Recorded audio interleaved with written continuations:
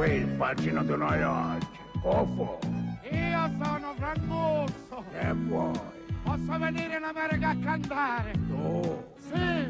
Shut up, you fan. Grazie, arrivo subito. 1, 2, 3. Sono siciliano, ma il mio sogno è americano. Basta con Catania, voglio andare in Pennsylvania o nel Tennessee, dove dicono così, ah, shut up you face. Quanto sei sprecato, vattene a Chicago, quando ti vedrà Franzinata t'abbraccerà e ti dirà così, paesa, sing for me, ah, shut up you face. Vado a Broccolino ed insieme ad Al Pacino, a Jane Fonda e Doris Day, ai magnati di Broadway, produrremo un grande show dove da solo canterò a shut up your face.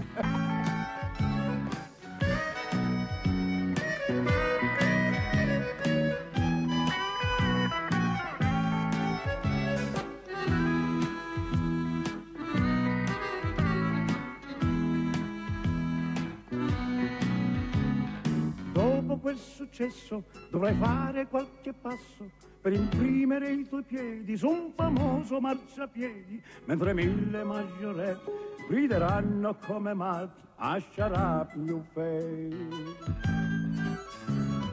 Hai il sogno e dream, il gelato e l'ice cream, la picciotta è detta miss e i suoi baci sono kiss, e siccome è tutto ok canteremo Night in Day a shut up in your face. Giunto a questo punto devo rompere l'incanto, ma un bel gioco dura poco ed è ora che ti dica che significa in realtà nella sua volgarità a shut up your face. Nella sua volgarità. E che significa? Ancora non l'hai capito? No. Richiama il padrino.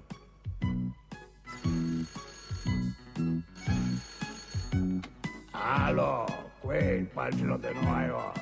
Coffo. Sembra io sono Frangusso. Che vuoi? Che significa shut up in your face? Ancora non l'hai capito? No. Allora te lo dico io. Grazie. Significa, zitto, faccia di scerto. Ciccio, sentiste? Bisogna cantare solo in lingua madre. 1, 2, 3. Ali, ali, ale, i capri fanno me, acetti culipin, scarri che battin, 1, 2, 3, e 20, 23, a shut up you face. Forza!